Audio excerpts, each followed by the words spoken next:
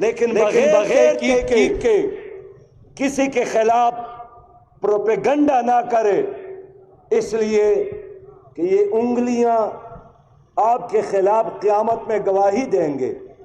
الیوم نختم علی افواہہم وتکلمنا ایدیہم وتشہد ارجلہم بما کانوا یکسبون۔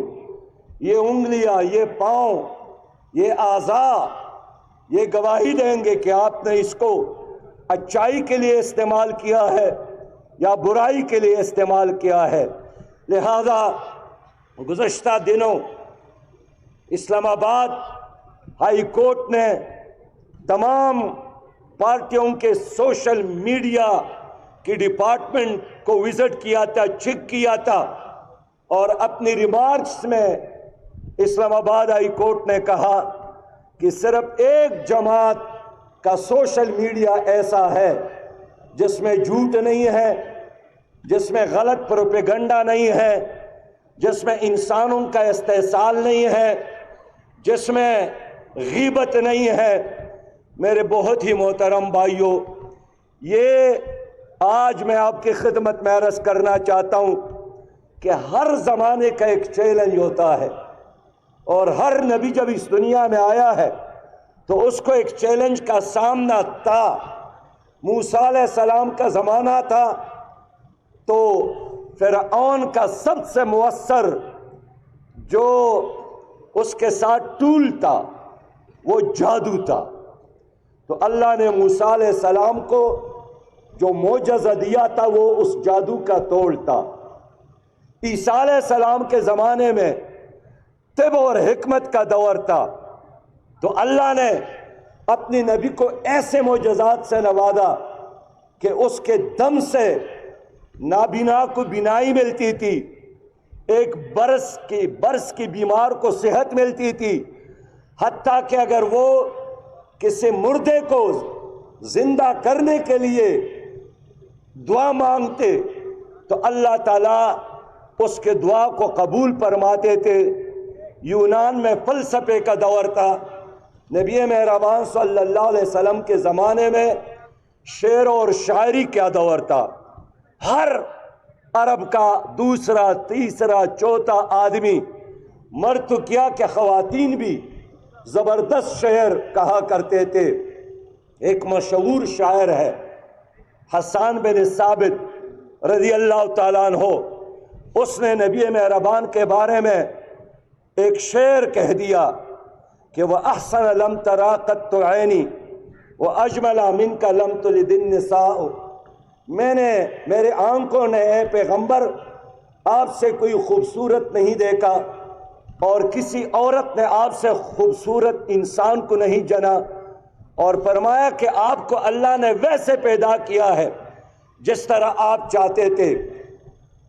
حضرت عائشہ رضی اللہ تعالیٰ عنہ جو ام المومنین ہے، وہ بھی اپنے گھر میں تھی، اس نے نبی مہربان کے چہرے کو دیکھا اور فرمایا کہ لَنَا شَمْسٌ وَلِلْآفَاقِ شَمْسٌ، میرا بھی ایک سورج ہے اور ایک سورج آسمانوں کا ہے، وَشَمْسِ خَيْرٌ مِّن شَمْسِ السَّمَاءِ، لیکن آسمانوں کی سورج سے میرا یہ سورج بہت خوبصورت ہے۔ اور حضرت عائشہ رضی اللہ تعالیٰ عنہ نے فرمایا فَإِنَّ الشَّمْسَ تَطْلُعُ بَعْدَ فَجْرٍ، کہ یہ آسمانوں کا سورج فجر کے بعد طلوع ہوتا ہے، وَشَمْسِ طَالِعٌ بَعْدَ الْعِشَاءِ، اور میرا جو سورج ہے، نبی مہربان کی طرف اشارہ کیا، یہ دن کو بھی چمکتا ہے اور رات کو بھی چمکتا ہے۔ میں عرض کرنا چاہتا تھا کہ چونکہ شعر اور شاعری کا زمانہ تھا تو اللہ تعالیٰ نے اس کے جواب میں نبی مہربان صلی اللہ علیہ وسلم کو قرآن سے نوازا، اور پھر قرآن نے ہر شاعر کو چیلنج کیا کہ فَأْتُوا بِسُورَةٍ مِّن مِّثْلِهِ، کوئی ایک سورت اس قرآن کے مقابلے میں لائیں۔ آج کے زمانے میں سائنس اور ٹیکنالوجی کا زمانہ ہے اور سوشل میڈیا کا زمانہ ہے۔ آپ دیکھتے ہیں کہ خود پاکستان میں 19 کروڑ سے زیادہ لوگ موبائل کا استعمال کرتے ہیں، 10 کروڑ سے زیادہ لوگ انٹرنیٹ کا استعمال کرتے ہیں، 7 کروڑ سے زیادہ نوجوان جو ہے وہ سوشل میڈیا کے ساتھ انگیج ہے۔ یعنی تقریباً دنیا میں ہر انسان 2.5 گھنٹے روزانہ سوشل میڈیا کا استعمال کرتا ہے۔ ان حالات میں سوشل میڈیا کا استعمال نہ کرنا، سوشل میڈیا سے فاصلہ رکھنا، یہ جہالت ہوگی۔ اور الحمدللہ آج کے اس عظیم شان کنونشن نے ثابت کر دیا کہ ہم سوشل میڈیا کو استعمال کریں گے، دوسروں سے بہتر استعمال کریں گے۔ لوگ سوشل میڈیا کو خاندانوں کے لیے استعمال کرتے ہیں، لوگ سوشل میڈیا کو اپنی ذات کے لیے استعمال کرتے ہیں۔ ہم سوشل میڈیا کو اپنی ذاتی پروجیکشن کی بجائے یا خاندانوں کی پروجیکشن کی بجائے یا کسی لیڈر کو اقتدار میں لانے کی بجائے ہم اللہ کی دین کے لیے استعمال کریں گے، ہم امت کے لیے استعمال کریں گے، ہم روشن پاکستان کے لیے استعمال کریں گے، ہم ظلم کے خلاف استعمال کریں گے، ہم کرپشن کے خلاف سوشل میڈیا کی طاقت کو استعمال کریں گے۔ بنیادی چیز اس میں میرے پیارے بھائیوں آج کی ضرورت ہے کہ جتنے لوگ سوشل میڈیا کے ساتھ وابستہ ہے وہ ہمارا ساتھ دے۔ ہم ضمانت دیتے ہیں کہ پاکستان میں انشاءاللہ آئندہ حکومت نہ لاڈلے اور نہ سپر لاڈلے کی ہوگی۔ پاکستان میں آئندہ حکومت پاکستان کی عوام کی ہوگی، عوام کے ووٹوں کی بنیاد پر حکومت بنے گی۔ یہ لاڈلوں اور سپر لاڈلوں کی بنیاد پر حکومت نہیں بنے گی۔ اور عوام کو جمہوری حق دلانے میں، عوام کو اقتدار تک پہنچانے میں، پاکستان کے غریب عوام کے لیے اسمبلی کے دروازے کھولنے میں اور اختیارات کے مراکز تک پہنچانے میں سوشل میڈیا کے ورکر کا انتہائی اہم کردار ہوگا۔ یہ طاقت ہے۔ میں نے دیکھا کہ گزشتہ دنوں جب غزہ پر اسرائیل نے حملہ کیا اور مغربی ممالک نے اسرائیل کا ساتھ دیا، امریکہ نے ساتھ دیا، فرانس نے ساتھ دیا، جرمنی نے ساتھ دیا، برطانیہ نے ساتھ دیا، اور ان ممالک نے، حکومتوں نے فرنٹ میڈیا اور الیکٹرانک میڈیا کو قابو کیا کہ غزہ کی مظلومیت کو، وہاں جو ظلم اور جبر ہے اس کے حوالے سے کوئی تصویر دنیا تک نہ پہنچے، ہر چیز کو کنٹرول میں لے لیا۔ لیکن سوشل میڈیا کی طاقت تھی کہ انہوں نے فرانس کی حکومت کو مجبور کیا کہ آج وہ جنگ بندی کا مطالبہ کر رہی ہے۔ یہ سوشل میڈیا کی طاقت تھی کہ لاکھوں کی جلوس کو منظم کیا، لندن میں، گلاسکو میں، واشنگٹن میں۔ یہ سوشل میڈیا کی طاقت تھی کہ جو لوگ اسرائیل کا ساتھ دے رہے تھے، سوشل میڈیا نے ان کو مؤثر جواب دیا، اور آج وہاں مغربی ممالک، امریکہ اور برطانیہ کے یونیورسٹیوں کے پروفیسر سے لے کر ہالی ووڈ کے اداکاروں تک وہ غزہ کے مظلوم مسلمانوں کے ساتھ کھڑے ہیں۔ یہ طاقت ہے، سوشل میڈیا کی طاقت ہے۔ اس لیے لوگوں، یہ ایک اسلحہ ہے، کوئی چور بھی اس کو استعمال کر سکتا ہے، کوئی ڈاکو بھی اس کو استعمال کر سکتا ہے، اور کوئی قوم اور ملک کا خیر خواہ بھی اس کو استعمال کر سکتا ہے۔ لہذا میں اپنے بھائیوں سے یہی کہوں گا کہ آج کے بعد 8 فروری تک آپ نے سوشل میڈیا کی اس طاقت کو پاکستان کے روشن مستقبل کے لیے استعمال کرنا ہے، اور میں امید رکھتا ہوں انشاءاللہ تعالی کہ آپ لوگ اتنی بڑی تعداد میں آج آپ یہاں پر جمع ہیں تو کوئی آپ کا مقابلہ نہیں کر سکتا ہے۔ یہ جو اس وقت ملک میں دو خاندانوں کی اجارہ داری ہے سیاست پر، دو خاندانوں کی اجارہ داری ہے گزشتہ 40 سالوں سے۔ تو ان دو خاندانوں نے سیاست کو یرغمال بنایا ہے، ان دو خاندانوں نے آپ کے ملک کے اداروں کو تباہ کیا ہے، ان دو خاندانوں نے اس ملک میں کرپشن کو عام کیا ہے، ان دو خاندانوں نے اس ملک کی معیشت کو تباہ کیا ہے۔ اور مجھے افسوس ہے کہ ماضی میں اسٹیبلشمنٹ کے گملوں میں ان دونوں خاندانوں نے پرورش پائی ہے، اور انہوں نے ان لوگوں کو قوم کے کندھوں پر مسلط کیا ہے۔ آج ان دو خاندانوں کی سیاست قریب المرگ ہے۔ آج ان دونوں خاندانوں کی سیاست سے سوشل میڈیا نے نقاب اٹھایا ہے، ان کے کردار سے کراچی سے لے کر چترال تک ہر پاکستانی کو آگاہ کیا ہے۔ آج قوم بجا طور پر حق رکھتی ہے کہ گزشتہ 40 سالوں سے بار بار ہر بار ان لوگوں نے حکومت کی ہے، تو آج میرے ملک میں غربت کیوں ہے؟ ایک طرف غربت ہے اور دوسرے طرف ان کے وسائل میں اضافہ، بینک بیلنس میں اضافہ، جائیدادوں میں اضافہ، فلور ملز میں اضافہ، شوگر ملز میں اضافہ۔ آخر یہ پیسہ کہاں سے آیا؟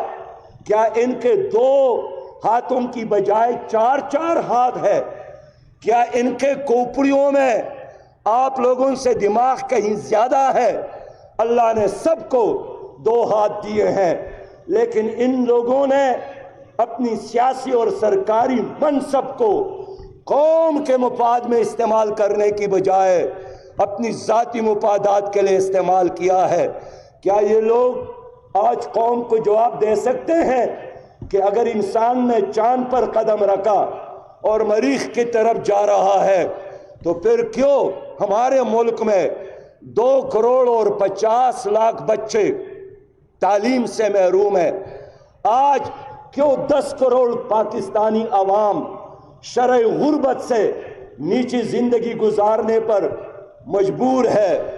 آخر کیا وجہ ہے کہ تعلیم یافتہ نوجوان بھی بے روزگار پھر رہا ہے اور ان پڑھ نوجوان بھی محنت کرنا چاہتا ہے، پسینہ بہانا چاہتا ہے، لیکن بے روزگاری کی جہنم میں وہ بھی جل رہا ہے؟ میرے دوستو، سوال یہ ہے کہ پاکستان میں ان کے رپورٹ کے مطابق اگر ایک سٹیل مل کا خسارہ روزانہ 37 کروڑ روپیہ ہے، اگر ریلوے کا خسارہ روزانہ 14 کروڑ روپیہ ہے، اگر پی آئی اے کا خسارہ 25 کروڑ روپیہ ہے، یعنی 1 کروڑ روپیہ خسارہ پی آئی اے کو ہر گھنٹے میں ہو رہا ہے، تو اس کا ذمہ دار کون ہے؟ کس نے اس معاشرے میں کرپشن کی کینسر کو عام کیا ہے؟ اس لیے میں قوم کو آگاہ کرنا چاہتا ہوں کہ ان خاندانوں کی سیاست اس قوم کے لیے کینسر سے زیادہ خطرناک ہے۔ یہی لوگ ہیں جو اپنے ایجنٹوں کو اسمبلیوں تک پہنچاتا ہے اور پھر 1 سال میں 5.7 ارب سے زیادہ آپ کے قومی اسمبلی پر خرچ ہوتا ہے۔ روزانہ 6.7 کروڑ روپیہ قومی اسمبلی پر خرچ ہوتا ہے، لیکن اس قومی اسمبلی میں کبھی غریب کے لیے قانون سازی، غریب کے لیے اس کے مفاد کے لیے کبھی فیصلے نہیں ہوئے۔ جماعت اسلامی چاہتی ہے کہ ان ظالم جاگیرداروں کی بجائے، ان کرپٹ سرمایہ داروں کی بجائے، یہ جو لینڈ مافیا، ڈرگ مافیا، آٹا mafia, petrol mafia, diesel mafia, معدنیات کو لوٹنے والے، ہم ان کی بجائے عام باصلاحیت لوگوں کو، قومی اسمبلی تک پہنچائیں گے، آپ کے حق میں فیصلے ہوں گے۔ میرے ملک کو اللہ تعالیٰ نے معدنیات سے نوازا ہے، سمندر اور دریاؤں سے نوازا ہے، باصلاحیت نوجوانوں سے نوازا ہے، ایٹمی پاور سے نوازا ہے، گیس اور تیل سے نوازا ہے، لیکن اس سب کچھ کے باوجود اگر پاکستان پر آج کے دن بھی 80,000 ارب سے زیادہ قرضہ ہے، میں آج پوچھنا چاہتا ہوں کہ یہ 80,000 ارب قرضہ کس نے لیا اور کہاں خرچ ہوا؟ یہ ان تین پارٹیوں نے لیا ہے اور ان کے لوگوں نے کھایا ہے۔ انہوں نے غبن کی ہے، انہوں نے کرپشن کی ہے، انہوں نے لوٹ مار کی ہے، لیکن میری قوم نہ عدالت ان کا احتساب کر سکتی ہے، نہ نیب ان کا احتساب کر سکتی ہے، اور عدالتوں سے ہم کیا توقع رکھے؟ کل ایک آدمی مجرم اور آج وہ ہیرو ہے، آج ایک آدمی ہیرو اور یہی عدالت انہی کرسی پر بیٹھ کر انہی کتابوں کے حوالے اور سہارے لے کر اس مجرم کو ہیرو اور ہیرو کو مجرم بناتے ہیں۔ یہی وجہ ہے کہ آج ٹرانسپیرنسی انٹرنیشنل نے رپورٹ دی ہے کہ پاکستان میں سب سے زیادہ کرپٹ ادارہ ایک پولیس کا ادارہ ہے، اور شرم کی بات ہے کہ دوسرا ادارہ عدالت ہے۔ کیوں کرپٹ ہے؟ میں نہیں کہتا ہوں، ٹرانسپیرنسی انٹرنیشنل کا اعتراف ہے، اس لیے کہ ان کے فیصلے میرٹ کی بنیاد پر نہیں ہوتے ہیں، چہروں کو دیکھ کر، سٹیٹس کو دیکھ کر، منصب کو دیکھ کر یہ فیصلے دیتے ہیں، اور یہی وجہ ہے کہ صبح ان کا فیصلہ کچھ ہوتا ہے اور رات کچھ ہوتا ہے۔ میرے پیارے بھائیوں، عدالتیں ناکام، میرے پیارے بھائیوں پولیس ناکام، میرے پیارے بھائیوں ادارے ناکام۔ Who is responsible؟ کون ذمہ دار ہے؟ قوم کو سمجھنا چاہیے کہ یہی تین پارٹیاں جنہوں نے باری باری اس قوم پر حکومت کی ہے، یہی تمہاری بربادی کے ذمہ دار، اور 8 فروری کو انہی پارٹیوں کے لیے ہم نے یوم الحساب بنانا ہے۔ اگر میں آگے بڑھوں اور کہوں کہ 8 فروری کو آپ لوگوں نے کرپٹ نظام کے خلاف، کرپٹ مافیا کے خلاف، اڑیرا شاہی کے خلاف، ظالم جاگیردار کے خلاف، کرپٹ سرمایہ دار کے خلاف، ورلڈ بینک اور IMF کے ایجنٹوں کے خلاف 8 فروری کو طوفان الاقصی کی طور پر ہم نے 8 فروری کو فیصلہ دینا ہے اور کام کرنا ہے۔ میرے بھائیوں، میں کل آ رہا تھا، میں سوچ رہا تھا کہ سوشل میڈیا کی جوانوں سے کیا کہنا۔ ایسے میں فیض کا ایک نظم مجھے یاد آیا، اس نے فرمایا ہے کہ جس دیش سے ماؤں بہنوں کو اغیار اٹھا کر لے جائے، جس دیش میں قاتل غنڈوں کو اشراف چڑھا کر لے جائے، جس دیش کے کورٹ کچہری میں انصاف ٹکوں پر بکتا ہو، جس دیش میں قاضی منشی بھی مجرم سے پوچھ کر لکھتا ہو، جس دیش کے چپے چپے پر پولیس کے ناکے ہوتے ہیں، جس دیش کے مندر مسجد میں ہر روز دھماکے ہوتے ہیں، جس دیش کے گلی کوچے میں ہر سمت فحاشی پھیلی ہو، جس دیش میں بنت ہوا کی چادر بھی داغ سے میلی ہو، جس دیش میں غربت ماؤں سے بچے نیلام کراتی ہو، جس دیش میں دولت شرفا سے ناجائز کام کراتی ہو، جس دیش میں آٹے چینی کے بحران پلک تک پہنچ جائے، جس دیش میں بجلی پانی کا فقدان حلق تک پہنچ جائے، اس دیش کے ہر لیڈر پر سوال اٹھانا واجب ہے، اس دیش کے ہر حاکم کو سولی پر چڑھانا واجب ہے، اس دیش کے ہر اس دیش کے ہر لیڈر پر سوال اٹھانا واجب ہے، اس دیش کے ہر حاکم کو سولی پر چڑھانا واجب ہے۔ اس لیے نوجوان سوال کرے، جب یہ تمہارے گلیوں میں آئیں گے، یہ شہزادے، یہ برہمن جو اپنے آپ کو برہمن اور عوام کو شودر سمجھتے ہیں، میں قوم سے پوچھنا چاہتا ہوں، کیا پاکستان قائد اعظم نے ان چوروں کے لیے بنایا تھا؟ کیا پاکستان کے لیے کروڑوں عوام نے اس لیے قربانی دی کہ 75 سال بعد بھی IMF اور ورلڈ بینک کے غلام اس پر مسلط رہیں گے؟ کیا غریب آدمی کے لیے جگہ نہیں ہوگی؟ کیا دہقان کے لیے، کیا کسان کے لیے، کیا وکیلوں اور ڈاکٹر کے لیے، کیا ایک دکاندار کے لیے، کیا غریب کے ایک باصلاحیت بیٹے کے لیے، کیا اس کے بیٹی کے لیے اس پاکستان میں آگے بڑھنے کا کوئی راستہ نہیں ہوگا؟ جماعت اسلامی ترازو کی قوت سے تمہارے لیے راستہ کھولنا چاہتی ہے۔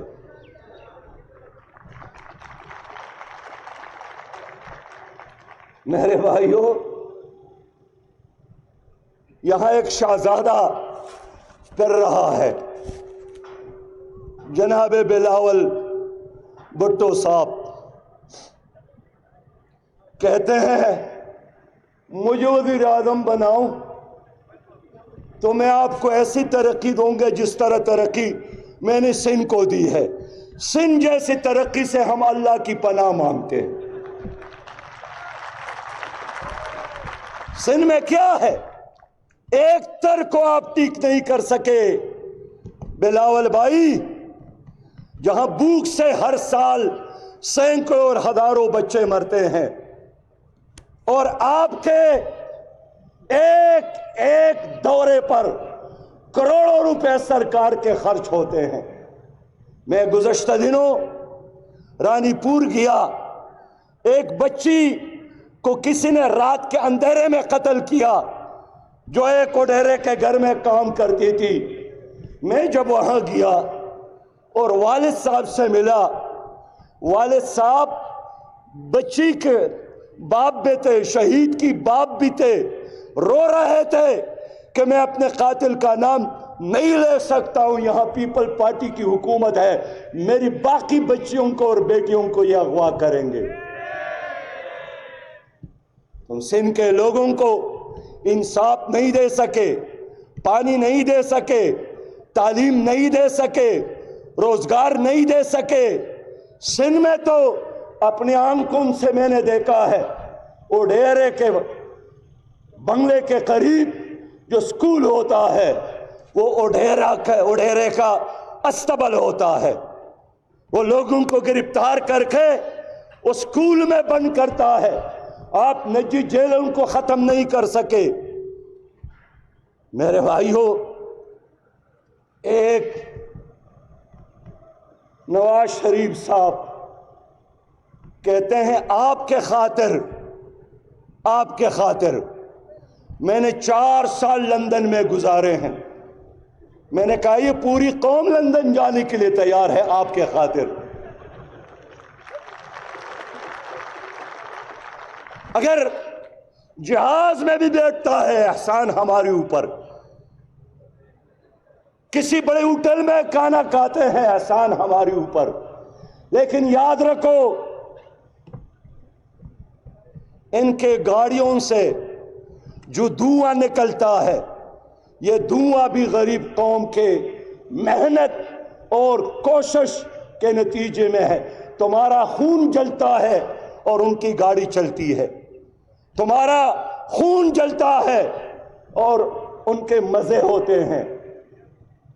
اس لیے اب وہ زمانہ نہیں رہا کہ آپ اشتہارات کے اخبارات میں اشتہارات دے کر، اپنی تصویر کے مختلف پوز دے کر لوگ متاثر ہوتے تھے شہزادوں سے۔ میں غریب عوام سے کہنا چاہتا ہوں، یہ شہزادے نہیں ہے، تمہارا اپنا بیٹا شہزادہ ہے، تمہاری اپنی بیٹیاں شہزادی ہیں۔ تمہارے اپنے والدین واجب الاحترام ہے. ان شہزادوں کو انشاءاللہ ہم نے گھر پر بٹھانا ہے. بہت مزے کیے لوگوں. افغانستان میں شاہ ظاہر شاہ کی حکومت ختم ہوئی. لوگوں ایران میں رضا شاہ پہلوی کی حکومت ختم ہوئی. سینکڑوں سالوں سے وہ برسر اقتدار تھے. وہاں اگر شاہنشاہیت کا اور بادشاہت کا خاتمہ ہوا، ہم انشاءاللہ پاکستان میں بھی ان کی شاہنشاہیت اور بادشاہتوں کا خاتمہ کر کے دم لیں گے.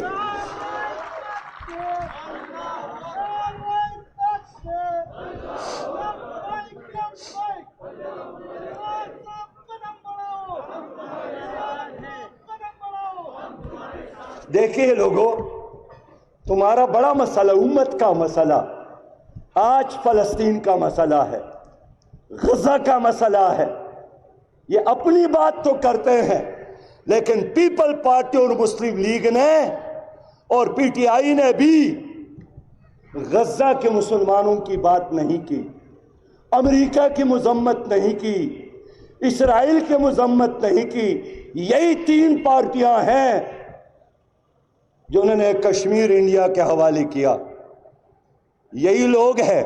کتنے بار گئے امریکہ، واپس آ گئے، لیکن انہوں نے ڈاکٹر عافیہ کی رہائی کی بات نہیں کی.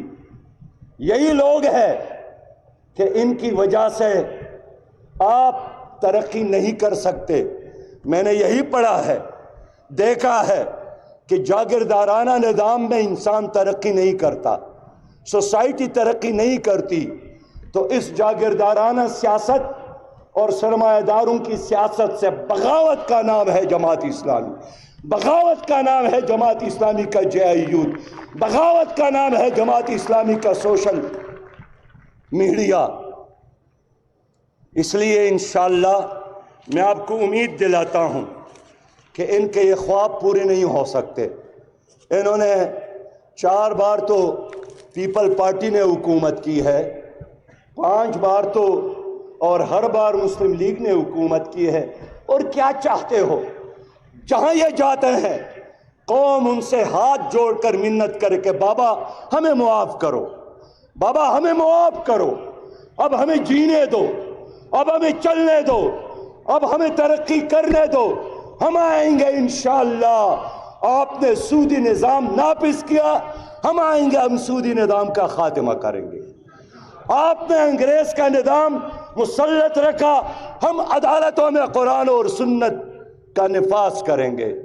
آپ نے ہمارے بچوں کو غربت اور امارت کی بنیاد پر اسکول اور کالج کو تقسیم کیا، ہم اپنے بچوں کو یکساں نظام تعلیم دیں گے. ہم ہر بے روزگار نوجوان کو روزگار دیں گے. ہم ہر بزرگ آدمی کو بڑھاپا الاؤنس دیں گے. ہم مساجد کو عدالتوں کے مراکز بنائیں گے، اور وہاں یتیموں اور بیواؤں کی کفالت کا انتظام ہوگا. ہم ایک ایسا پاکستان دیں گے آپ کو جو ورلڈ بینک اور آئی ایم ایف سے مانگنے والا نہیں، قوموں کو دینے والا پاکستان بنائیں گے انشاءاللہ. ہم ایک نیا ایسا پاکستان جہاں کی عدالتوں میں رشوت اور سفارش کی بجائے عدل اور انصاف ہوگا.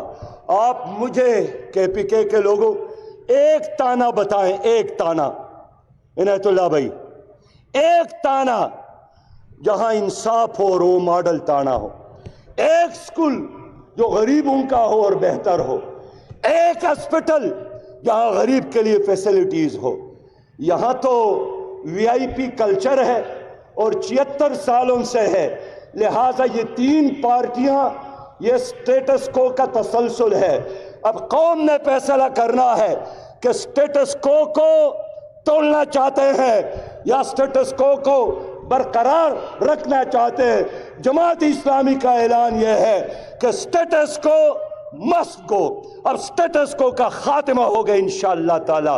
میں ایک بار پھر اپنے صوبائی جماعت کے جناب عبدالواسع صاحب، جناب عنایت اللہ صاحب اور صوبائی قائد جناب پروفیسر ابراہیم صاحب اور پوری ٹیم کا شکریہ ادا کرتا ہوں.